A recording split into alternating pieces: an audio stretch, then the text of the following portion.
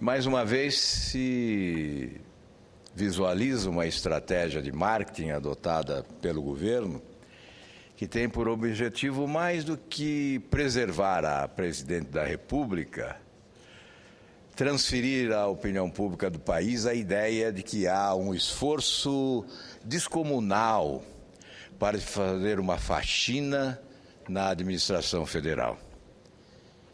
É o que se pretende impor à opinião pública brasileira através da mistificação, da manipulação dos fatos e das informações, e, sobretudo, da estratégia que se adota para selecionar eventuais alvos que possam ser atingidos nesta fase de denúncia e de investigação e poupar aqueles que querem preservar a qualquer preço. Hoje isso ficou claro pela manhã, quando na Comissão de Educação tivemos a oportunidade de submeter um requerimento que pretendia convocar para se pronunciar no Senado o consultor jurídico do Ministério da Educação, envolvido nesse esquema de fraudes que a Polícia Federal desvenda agora, colocando na cadeia alguns dos seus artífices. A justificativa é que devemos ouvir o ministro. Ora, nós sabemos que dirá o ministro. Dirá que o governo já adotou as providências, já constituiu uma comissão de inquérito e que nada além disso poderá afirmar. Não revelará fatos e aquele que está diretamente envolvido, inclusive alcançado por gravações, por interceptações de gravações de telefones, de ligações telefônicas com gravações decorrentes dessas interceptações, essas pessoas não podem ser ouvidas no Senado Federal. São protegidas, são blindadas. Foi assim também, logo depois, na Comissão de Fiscalização e Controle, quando requerimentos foram sobrestados. Não rejeitados, mas sobrestados. Amanhã teremos o prosseguimento desta tentativa de aprovar requerimentos, como, por exemplo, aquele que convoca a senhora Rosemary, que é chefe de gabinete do escritório da Presidência da República em São Paulo. Já sob suspeição desde a CPI dos cartões corporativos em 2008, quando tentamos convocá-la para depor sobre gastos excessivos, fracionamento de despesas para evitar licitações e aquisições não adequadas para o exercício da função do escritório de representação da Presidência da República em São Paulo. E mais, com endereço residencial forjado, constando no cartão corporativo da senhora Rosemary, o endereço residencial da sede da Sociedade Rural Norte do Paraná, na cidade de Londrina. Um fato curioso, porque o endereço residencial da senhora Rosemary, chefe de gabinete do escritório da Presidência da República em São Paulo, deveria ser em Londrina, no Paraná. Não sei nem mesmo se conhece a minha cidade.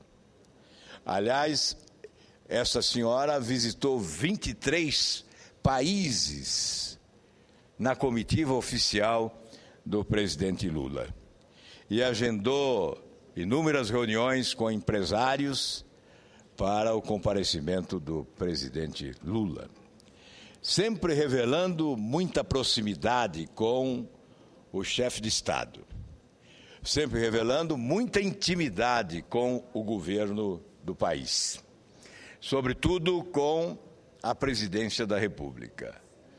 Manteve-se no cargo e a presidente Dilma foi obrigada agora a exonerar esta funcionária de confiança do governo petista. Ela que assessorou o ministro José Dirceu durante cerca de 10 ou 12 anos, e a quem recorreu no momento em que foi convocada pela Polícia Federal. O que nós queremos registrar é o nosso inconformismo com essa postura insincera de quem tenta passar a ideia de que há no governo um esforço de moralização. As atitudes se contrapõem a essa manifestação, porque não é evidentemente plausível admitir que se convoque o ministro, mas que não se convoque o servidor público envolvido diretamente no esquema de corrupção. No caso do Ministério da Educação, as gravações demonstram que a relação de promiscuidade se deu com a obtenção de senhas para facilitar informações, a fim de que licitações fossem dirigidas naquela pasta de grande importância para o país, que é o Ministério da Educação. No outro setor da administração pública, a ANAC, as agências reguladoras.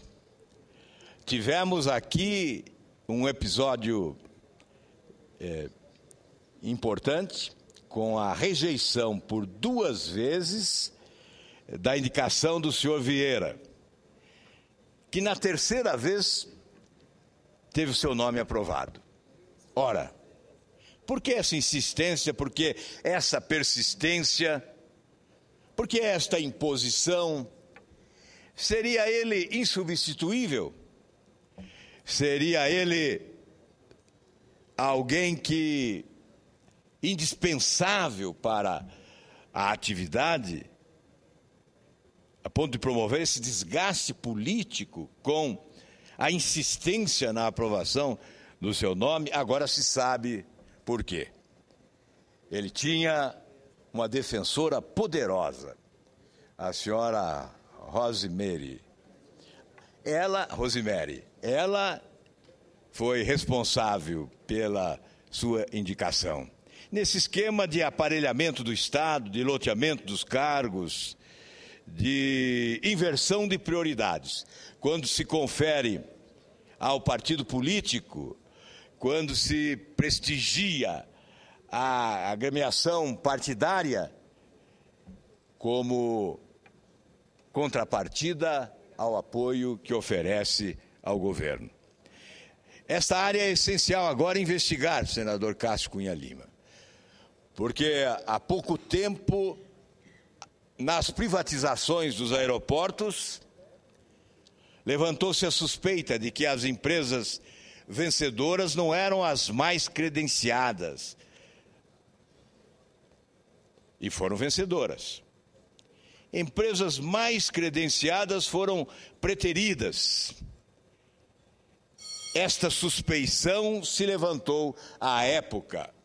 Agora é preciso investigar para confirmar se houve contaminação do processo de privatizações com a presença desta quadrilha na estrutura da administração federal, fraudando licitações, beneficiando desonestos.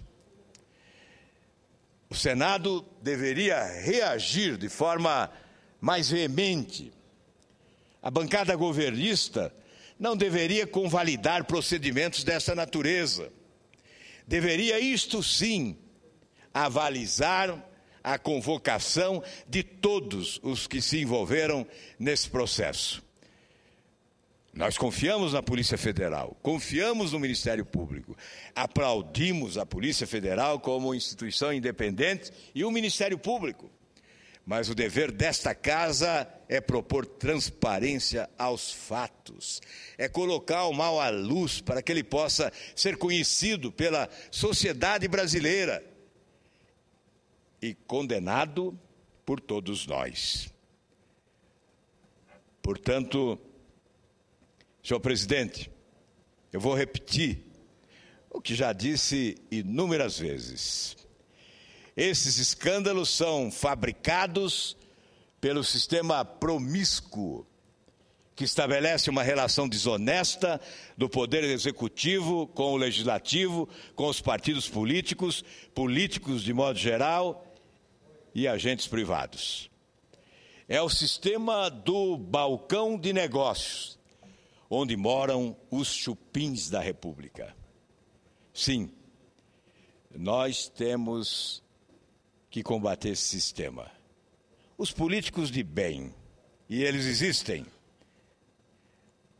devem assumir esta missão. A missão, a meu ver, essencial, que é a de destruir esse sistema de promiscuidade que é sustentado no Brasil, especialmente há 10 anos. Não que tenha se iniciado nesses 10 anos, mas que se consolidou, que se afirmou, que se ampliou e que foi transplantado para alguns estados e municípios do país. Este é o sistema fábrica de escândalos, que não se esgotarão enquanto o sistema estiver presente, estiver sustentado pela maioria política, que lastimavelmente não tem ouvidos para ouvir o clamor da sociedade brasileira, já que esse sistema perverso é uma tragédia para o país, já que esse sistema permissivo depreda as finanças públicas e fragiliza a capacidade de investimento do Estado brasileiro nas várias unidades federativas. Este é o sistema que tem que ser destruído. Eu vou repetir, eu serei repetitivo, repetirei incansavelmente. Certamente muitos se cansarão de ouvir, mas enquanto esse sistema estiver presente na atividade pública brasileira, terá o nosso combate. Nós iremos até o fim do nosso mandato no combate a esse sistema. Muito obrigado, senhor presidente.